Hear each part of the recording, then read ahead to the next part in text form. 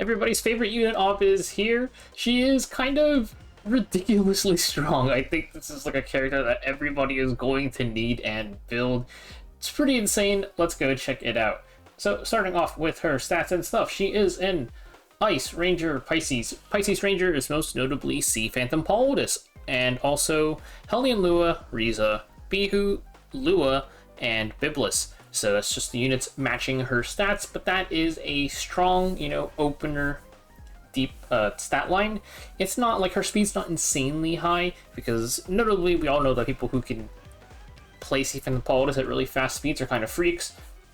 But she is, of course, just going to be an opener. She's got effectiveness self-imprint, which isn't really too necessary. I think you're mainly going to be on the team attack percent imprint, buffing up the damage of your allies by a lot. Starting off with her S2, so this just gives her an extra turn at skill nullifier, and then also a chance for, or it's a 100% chance because this is before, so 70, 10, 10, 10, 30, 100% chance to give Cascade to all allies. This ability, honestly, you don't really need to use it. You can use it for like free damage to all of your allies. If you're fighting into like certain stuff where you don't want to use this, you can go ahead and skip it. It's not a huge deal. There's not too much to say about this. It's just the Cascade adds a lot of free damage. Otherwise, you can just skip it. And then let's take a look at her real important skill, her S3. So, 2 buffed spell, and then she's got a 100% chance because it's 70 plus 10 plus 20 plus 30. So you don't need weakening, which I think would actually be kind of nice on a unit like this. She inflicts Immobilize, a new debuff. Cannot receive combat readiness increase effects provided by the speed stat dispelled at the start of someone's 4th turn. And she also inflicts Restrict. So Immobilize does let you get CR pushes, but the Restrict prevents you from getting CR pushes, so like it kind of doesn't matter. You do notably apply Immobilize first before applying Restrict.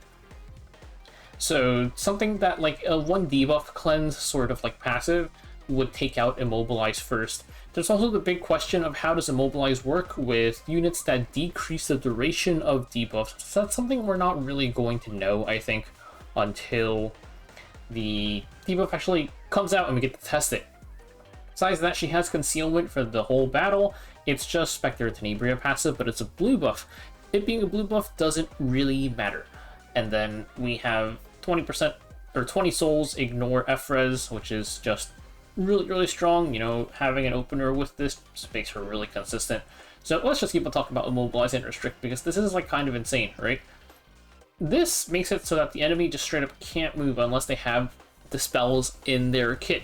You Immobilize and Restrict them, so no CR from speed, no CR from any pushes.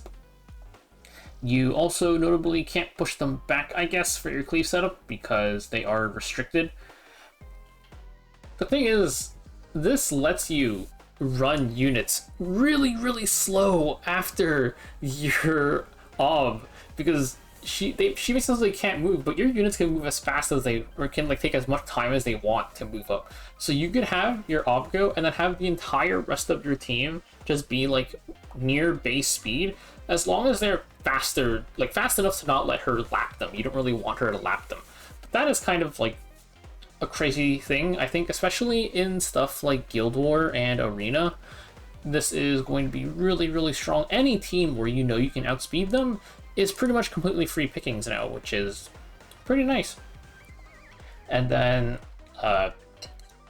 for like Guild War, I feel like right now in Guild War all defenses need a speed threat already anyways, but this is just going to make it even more so the case, having such a strong turn 1 unit on as like a more accessible. She's not like ML or anything. So her S1 CR pushback, yeah, that's pretty much it. Let's talk about her artifact. This is another needs plus 30 artifact. It has a 100% chance to give swift attack and increase speed to the ally with the highest attack after using an on-attack skill once every 3 turns. So this thing, I think, is probably why her Immobilize specifies 4 turns, because Aube goes, then your other 3 units go, plus with the swift attack and the increased speed, one of your DPS can go twice. So that would be 4 turns. and yeah. This basically just lets your DPS go a second time. You honestly probably could get away without this. I do think it is good. It's just you probably don't necessarily need it. And then let's take a look at some of the combat demos. So this is the sort of base speed version that we were looking at, right? You have BBK plus Vildred run at really, really low speeds. And then here is the really funny thing about this showcase is that they don't soul burn S3. I don't know if they're just being greedy dogs or if, like, they don't soul burn. They land everything. That's kind of crazy. So here, honestly, like, this Fumir isn't even necessary, right? Because you're just going full AoE anyways.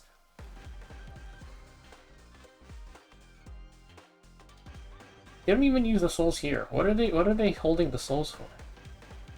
Anyways, yeah, that, like, you really don't need, like, the Fumir there at all, because here, you're just, like, you're just, what is it? Yeah, you're just, like, AoE, killing everything. Like, you could just swap it out for an extra speed imprint or something, and you just, like, you could just run 2 DPS at, like, near base speed and kill everything. So this is, like, I think one of the best use cases for this in, like, Arena, Guild War, that sort of thing. This is, like, a more, like, kind of janky one, where you have her go, and then this is one where I think the cascade damage kind of matters. You can see her synergy with Tidal Rift Elvira here, because she is an opener that, you know, lands the debuffs for Elvira to push up. They also use New Moon Luna here to, like, seal, that sort of thing, and then you have Elvira. They're really intent on Elvira solo DPS. I think they showed that in her own showcase too. You can see Veritas goes off, so it is possible to, like, cleanse this debuff, right? And this debuff ticks down every single time somebody takes a turn. We'll have to see, like, how this interacts with, like, Designer a little bit. Mainly, her S3 decreases turns.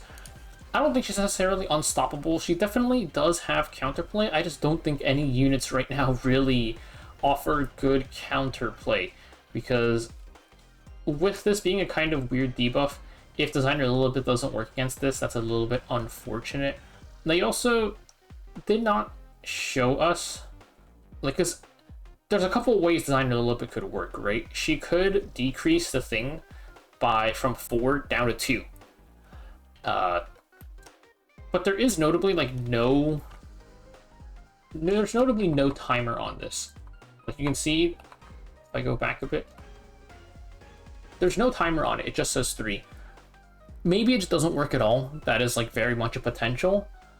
It would still let you, like, CR push at least, like investing a lot of things. Like, if this goes from 3 down to 1, the debuff does specify that it's at the start of someone's force turn. Doesn't necessarily say it has to be the Aube team, so maybe Dilibit would decrease it by, like, 3 if it does work like that, or just, like, doesn't work, or just dispels the whole thing, technically has no turns. I don't know. The decreased duration thing is kind of annoying.